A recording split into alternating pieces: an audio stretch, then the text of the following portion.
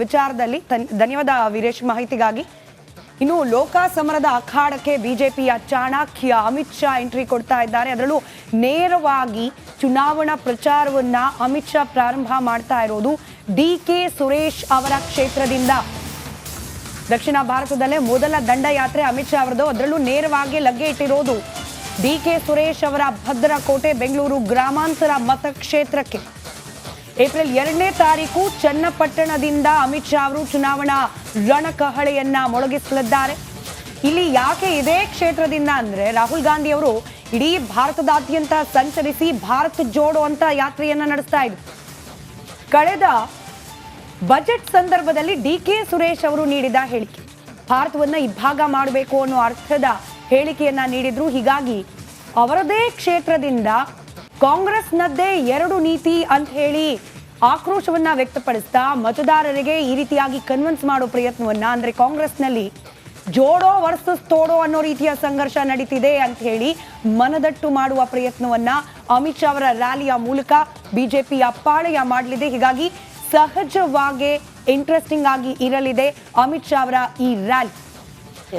ಅಮಿತ್ ಶಾ ಅವರು ಮೋಸ್ಟ್ಲಿ ದೇಶ ತುಂಡು ಮಾಡೋರು ಬೇಕಾ ದೇಶ ಜೋಡಿಸೋರು ಬೇಕಾ ಅಂತಾನೆ ಪ್ರಚಾರ ಆರಂಭ ಮಾಡ್ತಾರೆ ಅಂತ. ಸೊ ಮತ್ತೊಂದು ಅಪ್ಡೇಟ್ ಲಭ್ಯವಾಗ್ತಾ ಇದೆ ಇದೇ ಬೆಳವಣಿಗೆಗೆ ಸಂಬಂಧಪಟ್ಟಂತೆ. ದೇಶ ತುಂಡು ಮಾಡ್ತೀವಿ ಅಂತ ಸಂಸದರು ಹೇಳಿಕೆ ಕೊಟ್ಟಿದ್ರು. ದೇಶ ತುಂಡು ಮಾಡ್ತೀವಿ ಎಂದಿದ್ದವರ ಕ್ಷೇತ್ರದಿಂದಲೇ ದೇಶ ಜೋಡಿಸೋ ಕೆಲಸ ಅಮಿತ್ ಶಾ ಅವರು ಇದೇ ವಿಚಾರವನ್ನ ಮುಂದಿಟ್ಟುಕೊಂಡು ಪ್ರಚಾರದಲ್ಲಿ ಭಾಗಿಯಾಗ್ತಾರೆ. ರಿಪಬ್ಲಿಕನ್ಗೆ ಬಿಜೆಪಿ ನಾಯಕ ಸುನೀಲ್ ಕುಮಾರ್ ಅವರು ಎಕ್ಸ್ಕ್ಲೂಸಿವ್ ಹೇಳಿಕೆ ಕೊಟ್ಟಿದ್ದಾರೆ. ಕಳೆದ ಬಾರಿ ಸೋತ ಕ್ಷೇತ್ರದಲ್ಲೇ ಈ ಬಾರಿ ಗೆಲ್ಲಲೇಬೇಕು ಅಂತ ಹೊರಟಿದ್ದೀವಿ. ಮೊದಲ ಪ್ರಚಾರದಲ್ಲೇ 10 ಕ್ಷೇತ್ರಗಳ ಮೇಲೆ ಅಮಿತ್ ಶಾ ಅವರು ಪ್ರಭಾವ ಬೀರ್ತಾರೆ ಅನ್ನೋದನ್ನ ಬಹಳ ಸ್ಪಷ್ಟವಾಗಿ ಸುನೀಲ್ ಕುಮಾರ್ ಅವರು ರಿಪಬ್ಲಿಕನ್ ಜೊತೆ ಮಾತನಾಡ್ತಾ ಈ ವಿಚಾರವನ್ನ ಪ್ರಸ್ತಾಪ ಮಾಡಿದ್ದಾರೆ.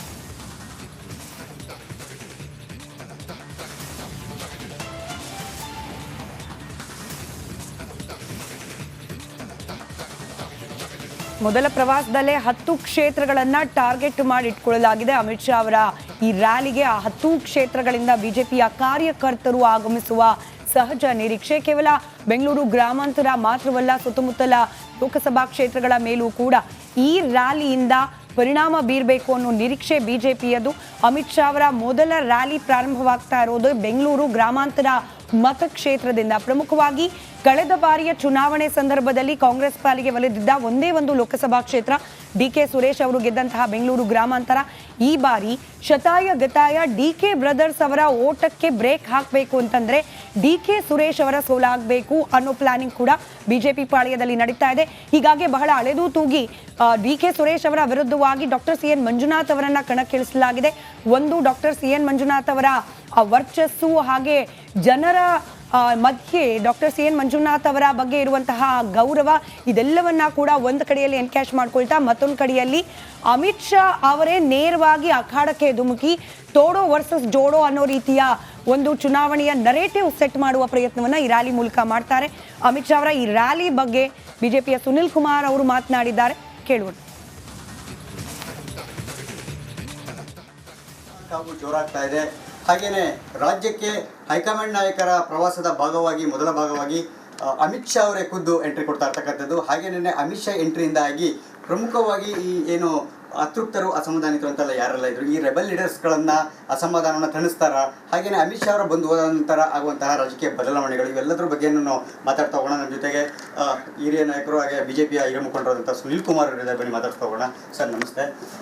ಸರ್, ಈಗ ಅಮಿತ್ ಶಾ ಎಂಟ್ರಿ ಕೊಡ್ತಾ ಇದ್ದಾರೆ, ಏನೆಲ್ಲ ಬಿಜೆಪಿ ನಾಯಕರು ನಿರೀಕ್ಷೆ ಮಾಡ್ತಾರೆ ಅಮಿತ್ ಶಾ ಅವರಿಂದ, ಯಾವ ರೀತಿ ಬೂಸ್ಟ್ ಆಗುತ್ತೆ? ಚುನಾವಣಾ ಪ್ರಚಾರಕ್ಕೆ ಅಮಿತ್ ಶಾ ಅವರು ಕರ್ನಾಟಕದ ಮುಖಾಂತರ ಪ್ರಚಾರವನ್ನು ಆರಂಭ ಮಾಡುತ್ತಾ ಇರುವಂಥದ್ದು ಸಹಜವಾಗಿ ನಮ್ಮೆಲ್ಲರ ನಡುವೆ ಉತ್ಸಾಹವನ್ನು ಮೂಡಿಸಿದೆ. ಸರ್, ಬೆಂಗಳೂರಿನಲ್ಲಿ ಸಮಾವೇಶ ನಡೆಯೋದಕ್ಕಿಂತ ಹೆಚ್ಚಿನ ಈ ಚನ್ನಪಟ್ಟಣ ಕುತೂಹಲ ಕೇಂದ್ರ ಆಗಿರ್ತಕ್ಕಂಥದ್ದು. ಅಮಿತ್ ಶಾ ಅವರು ಚನ್ನಪಟ್ಟಣದಿಂದಲೇ ಪ್ರವಾಸವನ್ನು ಶುರು ಮಾಡ್ತಿರ್ತಕ್ಕಂಥದ್ದು, ರೋಡ್ ಶೋ ಸಮಾವೇಶ ಇರ್ತಕ್ಕಂಥದ್ದು ಬಹಳ ಕುತೂಹಲ. ಯಾಕೆ ಸರ್ ಈ ಸಮಾವೇಶ ಅದು ಚನ್ನಪಟ್ಟಣದಲ್ಲಿ ಶುರು ಯಾಕೆ ಅಂತ? ಚನ್ನಪಟ್ಟಣದಕ್ಕೆ ಅದಕ್ಕೆ ಒಂದು ವಿಶೇಷವಾದಂಥ ಕಾರಣ ಇದೆ. ಅಲ್ಲಿಯ ಬೆಂಗಳೂರು ಗ್ರಾಮಾಂತರದ ಲೋಕಸಭಾ ಸದಸ್ಯರು ಈ ದೇಶವನ್ನು ತುಂಡು ಮಾಡ್ತೇನೆ, ದೇಶವನ್ನು ವಿಭಜನೆ ಮಾಡ್ತೀನಿ ಅನ್ನುವಂಥ ಹೇಳಿಕೆಯನ್ನು ಕೊಟ್ಟಂಥವ್ರು. ದೇಶವನ್ನು ತುಂಡು ಮಾಡ್ತೇವೆ ಅಂತೇಳಿ ಕಾಂಗ್ರೆಸ್ಸಿನ ಸಂಸದ ಹೇಳಿಕೆ ಕೊಟ್ಟ ನಂತರವೂ ಕೂಡ ಒಬ್ಬರೇ ಒಬ್ಬ ಕಾಂಗ್ರೆಸ್ಸಿನ ನಾಯಕರು ಅದನ್ನು ತಿರಸ್ಕರಿಸ್ತಿಲ್ಲ, ಅದನ್ನು ಖಂಡಿಸ್ತಿಲ್ಲ. ಬದಲಾಗಿ ಒಬ್ಬರಾದ ನಂತರ ಆ ವಿಭಜನೆಯ ಮಾತನ್ನು ಸಮರ್ಥಿಸ್ಕೊಳ್ತಾ ಹೋದರು. ಅಂದ್ರೆ ಕಾಂಗ್ರೆಸ್ಸಿನ ಮಾನಸಿಕತೆ ಆ ಸಂಸದನ ಮುಖಾಂತರ ದೇಶ ವಿಭಜನೆ ಮಾಡುವಂತ ಮಾನಸಿಕತೆ. ಯಾರು ದೇಶವನ್ನ ತುಂಡು ಮಾಡ್ತಾರೆ ಅಂತ ಜಾಗದಿಂದ ದೇಶವನ್ನ ಒಂದು ಮಾಡ್ತೇವೆ ಅಂತೇಳಿ ಅಮಿತ್ ಶಾ ಅವರ ಪ್ರವಾಸ ಆರಂಭ ಆಗುತ್ತೆ. ಹಾಗಾಗಿ ಜೋಡೋ ಮತ್ತು ತೋಡೋ ಇವೆರಡರ ನಡುವೆ ಇವತ್ತು ಸಂಘರ್ಷ ನಡೆಯುತ್ತೆ. ಆ ಹಿನ್ನೆಲೆಯಲ್ಲಿ 370ನೇ ವಿಧಿಯನ್ನ ರದ್ದು ಮಾಡೋದ್ರ ಮುಖಾಂತರ ದೇಶವನ್ನ ಅಮಿತ್ ಶಾ ಯಾವ ರೀತಿ ಒಂದು ಮಾಡಿದ್ರು ಕಾನೂನಿನ ಮುಖಾಂತರ. ಡೀಟೇಲ್ಸ್ ಅನ್ನ ಪಡ್ಕೊಳ್ಳೋಣ. ನಮ್ಮ ಪ್ರತಿನಿಧಿ ಸುರೇಶ್ ನೇರ ಸಂಪರ್ಕದಲ್ಲಿದ್ದಾರೆ. ಸುರೇಶ್, ನೀವು ಸುನಿಲ್ ಕುಮಾರ್ ಅವ್ರನ್ನ ಮಾತನಾಡಿಸ್ತಾ ಇದ್ದಾಗ ಬಹಳ ಸ್ಪಷ್ಟವಾಗಿ ಹೇಳಿದ್ರು, ತೋಡೋ ವರ್ಸಸ್ ಜೋಡೋ, ಈ ನರೇಟಿವ್ ಅನ್ನ ಸೆಟ್ ಮಾಡ್ತೀವಿ ನಾವು. ಅಮಿತ್ ಶಾ ಅವರ ಬಂದಂತ ಸಂದರ್ಭದಲ್ಲಿ ಆ ಪ್ರಭಾವ ದೊಡ್ಡ ಮಟ್ಟದಲ್ಲಿ ಆಗುತ್ತೆ, 8ರಿಂದ 10 ಕ್ಷೇತ್ರಗಳ ಮೇಲೆ ಅದರ ಪ್ರಭಾವ ಇದ್ದೇ ಇರುತ್ತೆ ಅಂತ ಯಾವ ರೀತಿ ಪ್ಲಾನಿಂಗ್ ಆಗಿದೆ? ಹೇಗೆ ದೇಶ ವಿಭಜನೆಯ ಹೇಳಿಕೆಯನ್ನ ಎನ್ಕ್ಯಾಶ್ ಮಾಡ್ಕೊಳ್ಬಹುದು ಬಿಜೆಪಿ ಪಾಳಿಯ?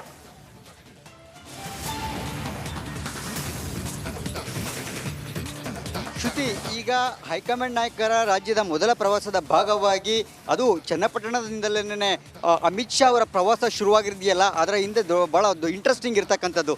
ಇಲ್ಲಿ ಪ್ರಮುಖವಾಗಿ ಈ ಏನು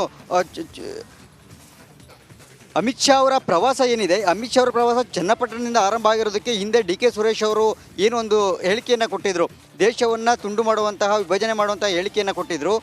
ಅವರ ಕ್ಷೇತ್ರದಿಂದಲೇ ದೇಶವನ್ನು ಜೋಡಿಸುವಂತಹ ಒಂದು ಏನು ದೇಶವನ್ನು ಜೋಡಿಸುವ ನಿಟ್ಟಿನಲ್ಲಿ ಒಂದು ಸಂದೇಶವನ್ನು ಕೇವಲ ರಾಜ್ಯಕ್ಕೆ ಅಷ್ಟೇ ಅಲ್ಲ ದೇಶಕ್ಕೆ ಕೊಡೋದಕ್ಕೆ ನಿಟ್ಟಿನಲ್ಲಿ ಅಮಿತ್ ಶಾ ಅವರ ಒಂದು ಪ್ರವಾಸದ ಕಾರ್ಯಕ್ರಮವನ್ನು, ರೋಡ್ ಶೋ ಸಮಾವೇಶ ಕಾರ್ಯಕ್ರಮವನ್ನು ಚನ್ನಪಟ್ಟಣದಿಂದಲೇ ಶುರು ಮಾಡಿರ್ತಕ್ಕಂಥದ್ದು. ಇಲ್ಲಿ ಪ್ರಮುಖವಾಗಿ ಇದರಲ್ಲಿ ಪಾತ್ರ ಯಾರ್ದು ಅಂತ ನೋಡೋದಾದರೆ, ಚುನಾವಣಾ ನಿರ್ವಹಣಾ ಸಮಿತಿ ಏನಿದ್ದಾರೆ ಅವರ ಸಂಚಾಲಕರಂತ ಸುನಿಲ್ ಕುಮಾರ್ ಅವರ ಪಾತ್ರ ಇಲ್ಲಿ ಭಾಳ ದೊಡ್ಡದಾಗಿರ್ತಕ್ಕಂಥದ್ದು. ಯಾಕೆ ಅಂತ ನೋಡೋದಾದರೆ, ರಾಜ್ಯ ನಾಯಕರನ್ನು ಕೂಡ ಅವ್ರನ್ನ ಮನವೊಲಿಸಿ ಇಲ್ಲಿಂದಲೇ ಚನ್ನಪಟ್ಟಣ ಅಂದರೆ ಬೆಂಗಳೂರು ಗ್ರಾಮಾಂತರದಿಂದಲೇ ಈ ಬಾರಿ ಅಮಿತ್ ಶಾ ಅವರ ರಾಜ್ಯ ಪ್ರವಾಸವನ್ನು ಆರಂಭಿಸಬೇಕು. ಇದರ ಹಿಂದಿನ ಸಾಕಷ್ಟು ತಂತ್ರಗಾರಿಕೆಗಳನ್ನು, ರಾಜಕೀಯ ತಂತ್ರಗಾರಿಕೆಗಳನ್ನು ಹೇಳ್ಬಿಟ್ಟು ಅವ್ರನ್ನ ಮನವೊಲಿಸಿ ಈ ಒಂದು ಏನು ಬೆಂಗಳೂರು ಗ್ರಾಮಾಂತರದಿಂದಲೇ ಅಮಿತ್ ಶಾ ಅವರನ್ನು ಪ್ರಚಾರ ಕಾರ್ಯವನ್ನು ಶುರು ಮಾಡಿಸಿರ್ತಕ್ಕಂಥದ್ದು.